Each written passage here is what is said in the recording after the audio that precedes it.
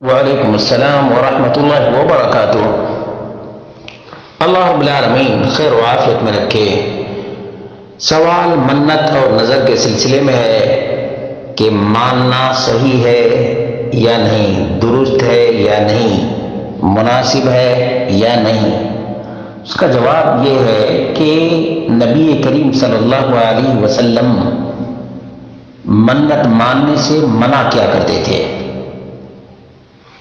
چنانچہ اس سلسلے میں بخاری اور مسلم اور دیگر کتب احادیث کے اندر آپ کا یہ فرمان موجود ہے، اخذ رسول اللہ صلی اللہ علیہ وسلم یوما ینہانا عن النذر۔ اللہ کے رسول صلی اللہ علیہ وسلم ہمیں منت ماننے سے ایک دن منع کرنے لگے، ویقول، اور کہنے لگے، انہ لا یرد شیئا، نظر اور منت ماننے سے کوئی بھی چیز ٹلتی نہیں، وَإِنَّمَا يُسْتَخْرَجُ بِهِ مِنَ الشَّحِيحِ، بلکہ منت کے ذریعے بخیل سے کھینچا جاتا ہے۔ البخاری 6693، مسلم 1639۔ اسی طرح سے ابو ہریرہ رضی اللہ عنہ سے مروی ہے، قال رسول اللہ صلی اللہ علیہ وسلم لا تنظروا فإن النذر لا يغني من القدر شيئا، منت مت مانو کیونکہ منت ماننے سے تقدیر بدلتی نہیں، وإنما يستخرج به من البخيل، بلکہ بخیل سے ٹان لیا جاتا ہے، کھینچ لیا جاتا ہے۔ صحیح مسلم 3096۔ شیخ ابن باز رحمہ اللہ سے پوچھا گیا تو انہوں نے دو ٹوک انداز میں کہا، النذر لا ينبغي،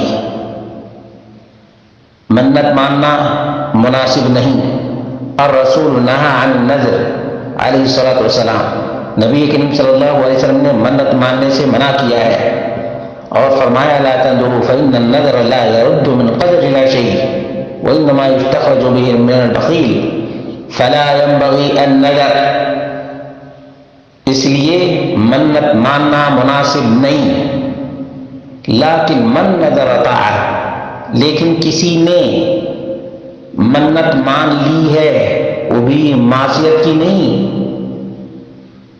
اطاعت والی منت مان لی ہے، وجب علیہ الوفا، تو منت پوری کرنا لازم اور ضروری ہے۔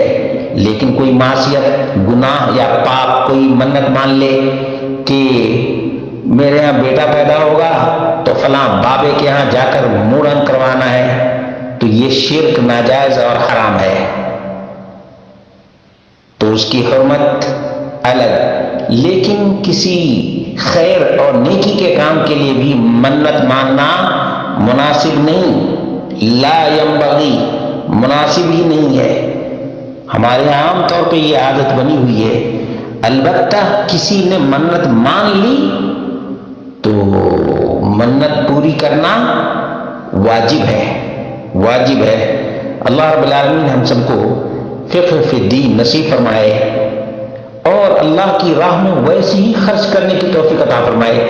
کوئی ضروری نہیں ہے کہ بنیا گیری ہی کی جائے کہ اللہ میرا یہ کام تو کر دے گا تو میں تیری راہ میں اتنا خرچ کر دوں گا، ویسے بھی اللہ کی راہ میں خرچ کرنا چاہیے بغیر منت مانے بھی۔